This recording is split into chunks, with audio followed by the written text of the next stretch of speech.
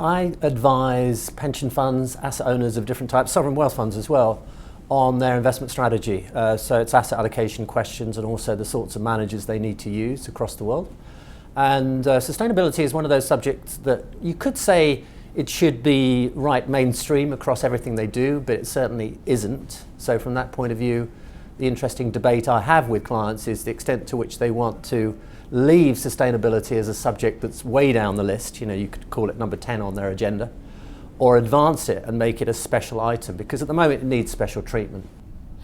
Financial sustainability has to overcome some problems. How can we do that? Well, I think you have to remember what the problems are. I mean, I do think that sustainability is a complex subject with many moving parts, and so from that point of view, it brings in things that most of us find difficult. The big one is time horizon.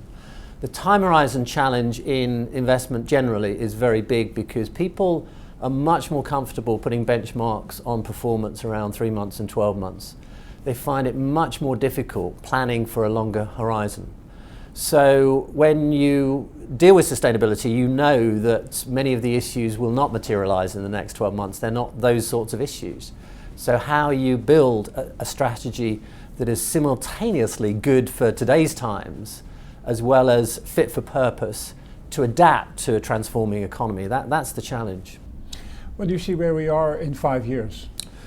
Well, my sense is that the trajectory of change in the pension fund field isn't actually that great at the moment. Pension funds are really very aggravated by their current circumstances, solvency in particular. Across the world, most pension funds are struggling with being underfunded, and they feel as though they're in an emergency sort of territory with what they should be doing. So their agenda is simultaneously urgent and important. And whilst I could get them to agree that sustainability is an important subject, I can't get them necessarily to take it seriously today. They're always deferring it. And asset owners, the boards of trustees that I deal with where the decisions are taken, these asset owners by and large are very preoccupied with a busy agenda. So the big issue is kind of getting them to concentrate on the issue to start with. When you do get them to concentrate on it, they have to work through quite a bunch of rather tangled questions. Like, are their asset managers taking this subject seriously anyway? So should they not need to worry about it? I mean, there are dimensions of debate about that. And my sense is that asset managers are doing something in the area of sustainability, but it's again keyed into a relatively short-term benchmark.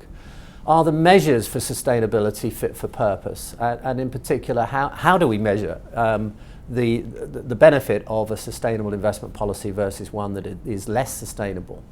And you always get issues about whether or not people's motivations are clear and purposeful.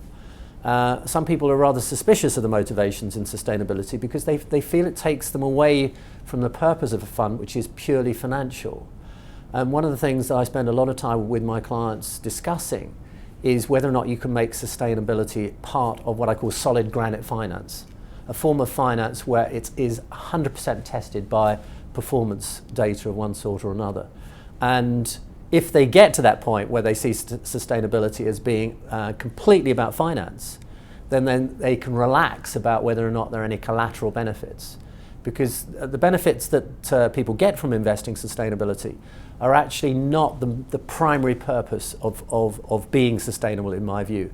The primary purpose of being a sustainable investor is to do a better long-term investment job.